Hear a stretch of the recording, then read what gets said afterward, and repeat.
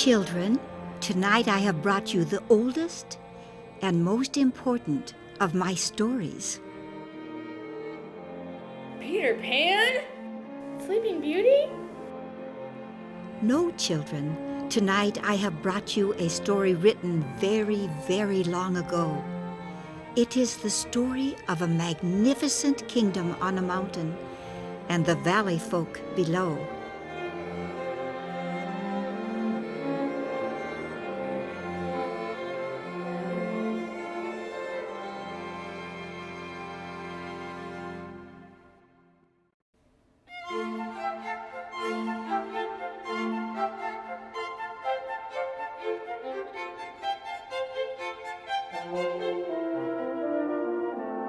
Many ages ago, before the time of our great-grandfathers, the magnificent kingdom on the mountain was ruled by the great King Fremont. He brought civility and justice to the men of the mountain. And far below, the valley folk were ruled by the kind and reasonable King Manfred, who ruled with the steady hand of great wisdom. Those two just and noble kings ruled in a time of peace and goodwill between the mountain folk and the valley folk. But it seems that the favor of these gentle times could not last forever. Indeed, in the 31st year of the rule of King Manfred of the Valley, a winter such as had never been seen in all of the lands enveloped the valley far below. Food ran short, and the good king of the valley had no choice but to give what little food remained to the children of the valley. As spring neared, it seemed fate would release its grip.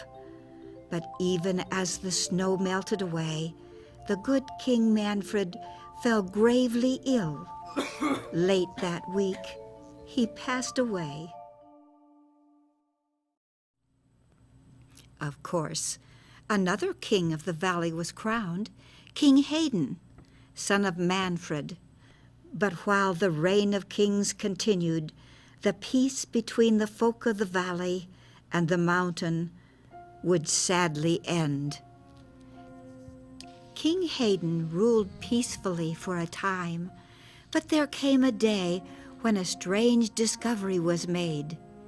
In the forgotten writings of his forefathers, he discovered rumor of a magnificent treasure of the mountain kingdom, tales of unimaginable wonders buried deep beneath the stone. Now anger burned in the heart of the King Hayden. His father need not have died that cold winter night. Surely no more than a fraction of this treasure could have acquired sufficient food to last through those troubled days. And so, with malice in his heart, King Hayden wrote to the king of the mountain, demanding the buried treasure, tons of gold for which they'd kill.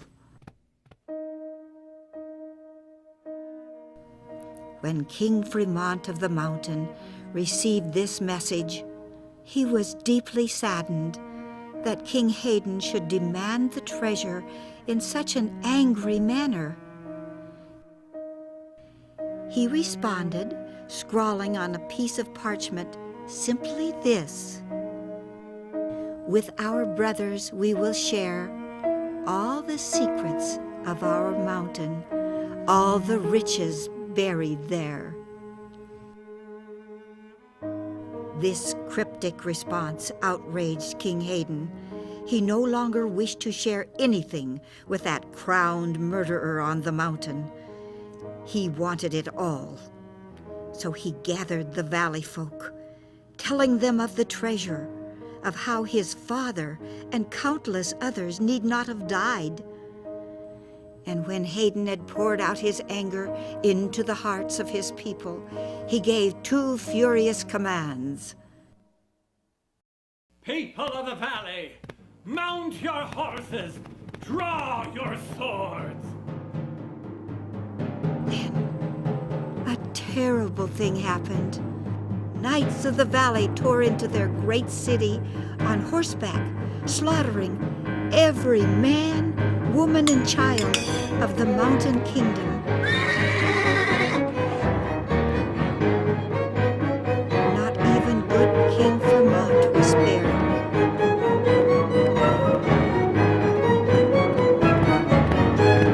So they earned their just reward. The valley folk stood victorious upon the mountain, darkened by the crimson stain of battle. Deep within the castle, King Hayden himself watched as the great stone was rolled away. Eagerly he peered into the chasm beyond, seeking the gold and jewels buried there. But the only treasures that lay in that dark and mourning hall were 3 blazing golden words: "Peace on earth" was all it said.